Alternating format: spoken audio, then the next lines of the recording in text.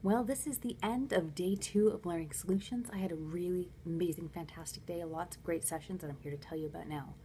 So first, my day started off with the Keynote Session. That was the future of learning at work with Michael Freduk. And the title's pretty self-explanatory. He was talking about what work is going to be like, and he actually went into quite a few details about where he sees the future of learning at work happening. And there's 5 key points. I'm just going to tell them to you as he pointed them out. The first was that we should foster purpose with community connections. Next was building portfolios with digital and micro credentials. Think badges. And then another thing was think portable in a mobile first world. So think about how mobile can feed into how you help people learn. Next was scale personalization through blended learning. We all know blended learning. And then finally, he mentioned unlocking potential with games and mechanics. I think these are a lot of things that we're starting to see our industry move towards. And what was cool is he showed some great examples of software and apps that do some of these things.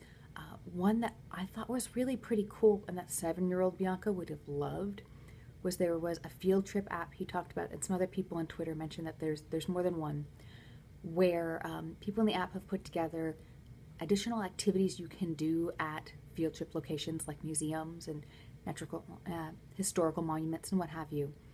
And so these activities enhance the field trip experience even more. It's, little challenges you can do, little factoids. And oh boy, okay, next time I go someplace where you would have gone on a field trip, I'm probably going to download one of these apps anyway, even though I'm not a kid, because wow, it sounds like fun. And a really great way for me to keep learning. So the second session I went to was another one with a really great title that tells you exactly what you need to know about the session. So this was Training Hacks to Improve Your Practice by David Glow. And like the title says it all, he shared a whole bunch of little snippets about cool things you might not have known about that can help you do your job just a little bit better and are really easy to do. So here are a few of them that I thought were particularly great. You can check out his session materials for information about the rest. So first, you never had a PowerPoint where there's a whole bunch of embedded media in it, images, videos, what have you, and you need to pull out quite a bit of that media and use it somewhere else. So you can do this individually, total pain. Or what you can do, I never knew this, is that you can actually just zip the PowerPoint, and then when you go into the zip file, it actually separates all the media in the PowerPoint into a separate file called media in the zip file. So then you just pull everything you need from there, you were done. Wow. Another thing that I want to go look into more based on this session is an app called Hemingway, which is a writing app that actually helps you analyze your writing and look for certain types of words and helps you just tweak things so everything sounds a bit cleaner. It really ties in well to the job I'm doing right now, so this could be quite interesting. Another thing I saw as a tip was, I don't know if you've ever tried to remove the background in an image when it's in PowerPoint. And I knew there was one way to do this. It's actually the way that David recommended. And that's through a remove background option. But I didn't actually realize there was a second way. And this is a function called set to transparent. That's in the color section if you double click on your image.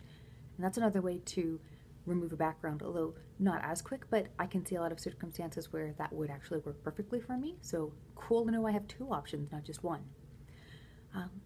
Then another fun one, anytime you're trying to come up with names for e-learning or examples or what have you, it can be a bit of a challenge. I sometimes name characters after my friends and then I tell them about it and I think it's super amusing. But if you don't want to do that, there's a website called fakenamegenerator.com that will generate you some names. And if you don't want to think long and hard about who to name things after, try that out. So that was a great session. And then the session I went to afterwards was also really fantastic. This was Serious Game Secrets, What, Why, Where, Who Cares? With Andrew Hughes.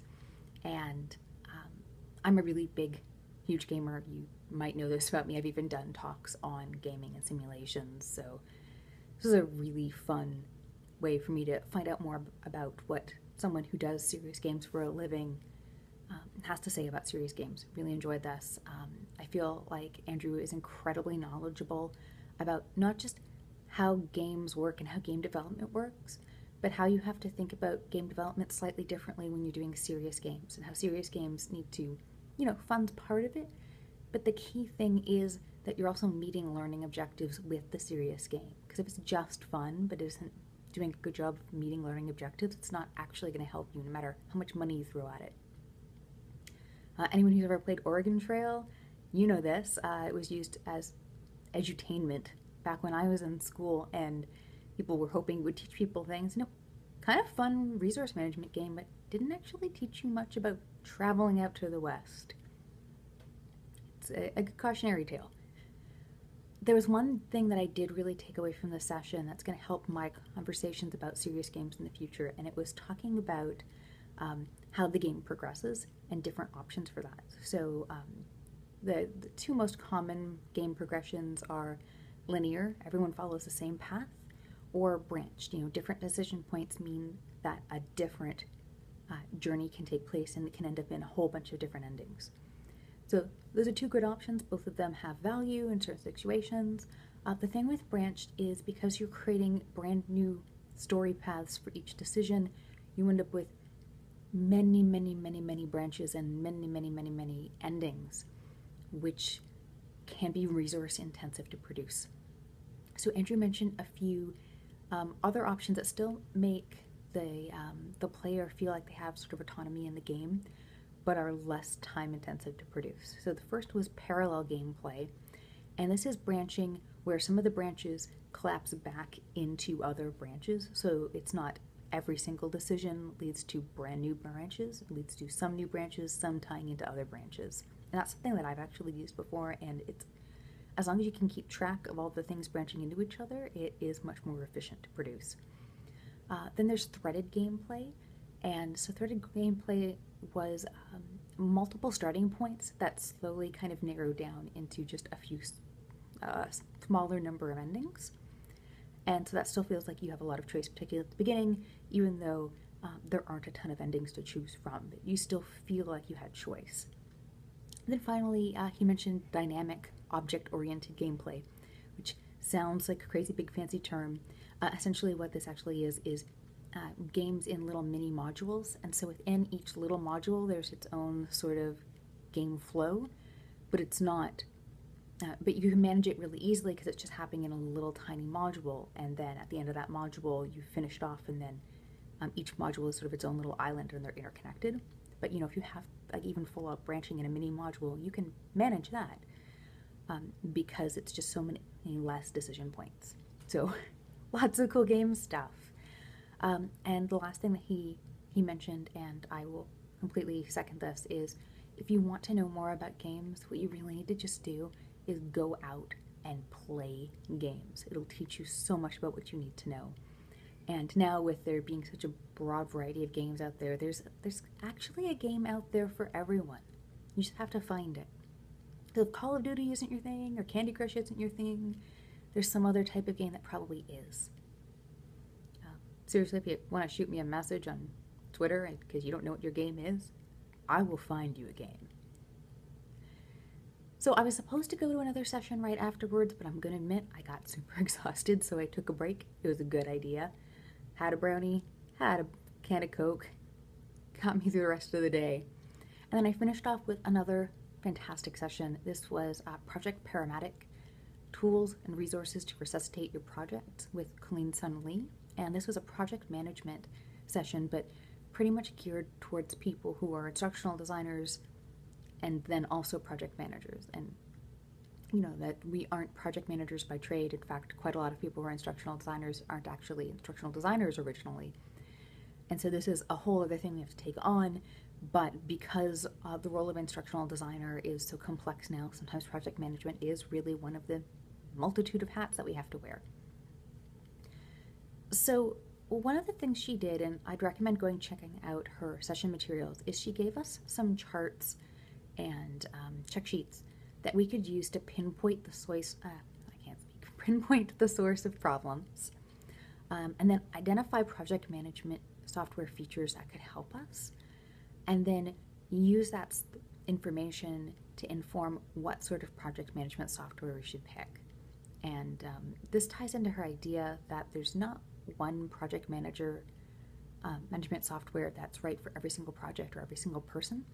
You really need to be aware of not only your own preferences, but also what each individual project, what their sort of pain points are, because different projects may need different features, and not every project management software tool is great at everything. So you may have to shift between multiple tools to actually accomplish your job with project management, depending on the situation, depending on the people you're working with and the project itself. And at one point someone even asked her, well, could I even use Google Docs? I know it's free, and they were very unsure about this. And she's like, if it meets the needs of your project, use it.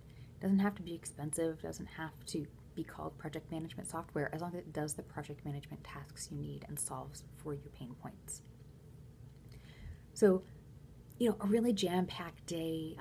Once again, I am so exhausted, but I had so much fun today, and I'm really looking forward to tomorrow. I mean, it's only a half day, but lots of good sessions, got another keynote in, and so have a great night, and I will give you another one of these updates tomorrow. Bye-bye.